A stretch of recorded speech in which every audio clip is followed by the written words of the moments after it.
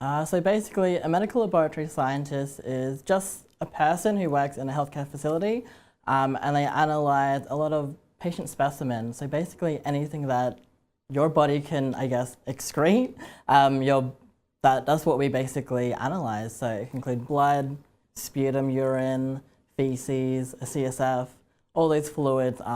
We basically analyze that. So I'm actually working right across the road from the university, sorry, at the Gold Coast Hospital University. I work in biochemistry. I've been in there for 2 years now.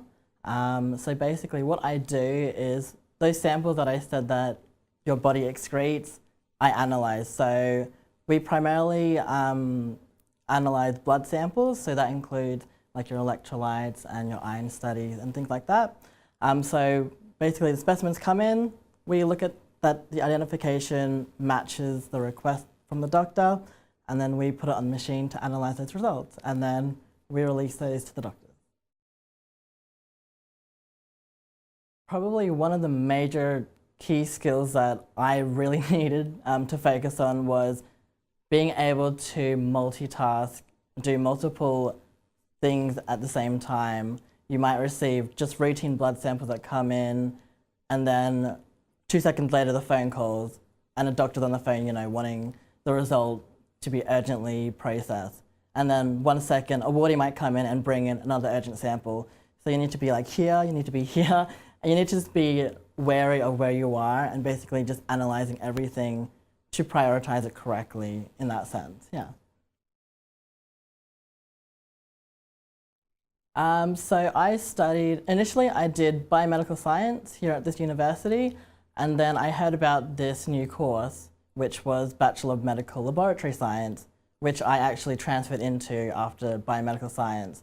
So that was my experience that I gained at university, working, just in the labs here. It made me gain so much experience just with the basics of, using a pipette, or I'm using scales, or just measuring liquids to a specific volume.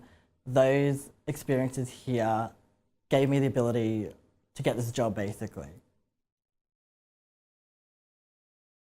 So primarily being a medical laboratory scientist obviously allows you to work in a hospital, and that is where I work, in the public sector, but there are private labs that you can also work in, such as QML or Sullivan Nicolaides or Healthscope. There's all these different varieties of labs that you can actually work in.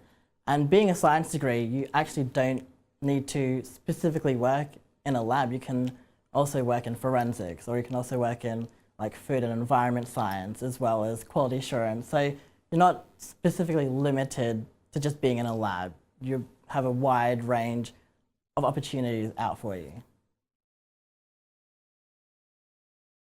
It did actually. Being the first year of people to go through with this program, it was kind of being an experiment. We were kind of like the guinea pigs of the lot, seeing how we would go with the labs and seeing how everything went. But what they brought and what they taught us was actually what we needed to know in a clinical setting. So what they taught us basically in the labs, as well as lectures and tutorials, prepared me very well for this position that I'm in now. Well, I was actually very fortunate. I was one of 4 students who completed our placement in Canada. So we were able to travel to Canada for 3 months, and I worked in a hospital called Sunnybrook Hospital, and we spent 12 weeks in total in the hospital, and we were able to go around each department for 2 weeks. And that was amazing because that was my first exposure to a clinical setting and seeing what they actually do in a lab. And I thought, wow, this is full on. Being a lab, which is a trauma lab in the hospital over there, there were so many samples, so many products, and they allowed us to actually get hands-on experience and work on the bench, actually looking at results, releasing them to the doctors, speaking to nurses and doctors on the phone, actually, looking at blood, making up agar plates, looking at bacteria. That gave us so much experience and like hands-on what we need to do this job, basically. So the clinical placement was amazing.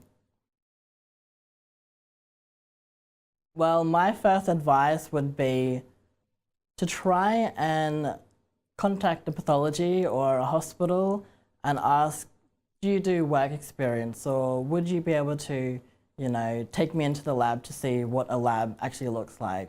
Because before I started university, I had no idea what a lab looked like. I didn't know like how blood was collected or what urine would look like under a microscope. So just being firstly exposed to a lab would, kind of interest you to see, wow, this person's blood is here and it's a delicate sample, and what I do with it will basically give a diagnosis for the doctor to the patient. So getting first into a lab would be my really good advice for any students who do this course.